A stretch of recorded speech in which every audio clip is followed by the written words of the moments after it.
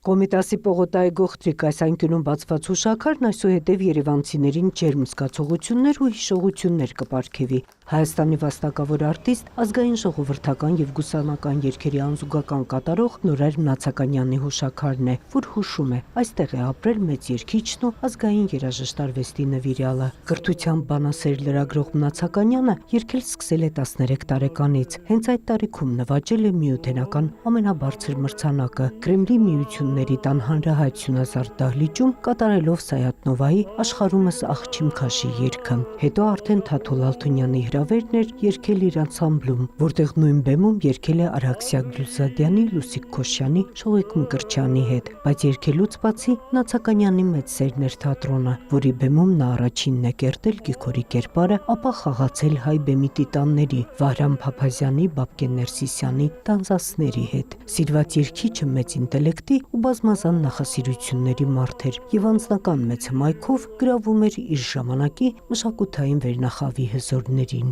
Մեր տունը մի տեսակ վերնատուն էր, ամեն շաբաթ կիրակի հավաքում էին քաղաքի ամենահայտնի մարդիկ, ամենահայտնի։ Եվ այդ մարդիկ բոլորը մինչև լույս բանավեճեր էր լինում, ես մեծացել եմ այդ քաղաքի սերուցքի մեջ և իրեն եմ պարտական ես ամեն ինչի համար։ Խորեն Աբրամյանը, Ֆրուզիկ Մկրտչյանը, Մետաքսա Սիմոնյանը, Բաբկեն Ներսիսյանը, դրանք իր սերունդն էր, հասկանում եք, այդպես, ու շատ հետաքրքիր հուշեր էր պատմում։ Նորայր Մնացականյանը նաև հայ և համաշխարհային պոեզիայի մեծ գիտակ էր և բնագրային թարգմանություններ էր անում ռուս մեծ պոետներից։ Մեծ բավականությամբ ասմունքում էր Սայաթ-Նովայի, Իսահակյանի, Տերյանի, Շիրազի, Սևակի, ինչպես նաև Դանթեի, Շեքսպիրի և Շիլլերի գործերը, բայց նրան համաժողովրդական սեր ու ճանաչում բերել էր ազգային երգը, և այդ սերը սերնդեսերունդ փոխանցվում էր հայ ընտանիքներում։ Ես դեռ փոքրուց լսել էի Նորայր Մնացականյանի մասին և ծնողները շատ էին սիրում և համարյա ամեն օր հնչում էր նրա երգերը մեր տանը և հայրս էր սիրում երգել նրա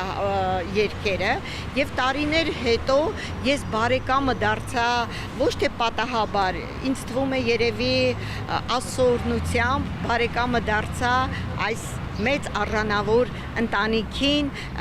նաև դասավանդելով նրա թոռներին։ Որպես հավերժության խորհրդանիշ հուշաքարի հեղինակները օգտագործել են կենաց ծառի գաղափարը, որը զարդարում է հուշաքարի անկյունը, երգչի անվանատառերը միահյուսելով հավերժության խորհրդանիշին, նաև վարպետորեն օգտագործելով լույսի ու ստվերի փոխակերպումները։ Վերևի մասում կա, եթե նկատեք, սոխակ թռչուն կա, որը երգի կարծես խորհրդանիշը լինի և արված է բազալտ քարի վրա, այդտեղ ոչ թե գունային բան է աշխատում բաց մուքի, այլ լույս ստվերի և իրոք, որ դա շատ բնորոշ է Նորայր Մնացականյանի իր երգարվեստին։ Կոմիտաս 63 հասցեում բացված հուշաքարն այլևս ոչ թե պարզապես քարին դաջված անուն է, այլև սիրո և հիշողության հարատևության վկայություն։ Նունե Ալեքսանյան, Էդգար Դավթյան, լուրեր։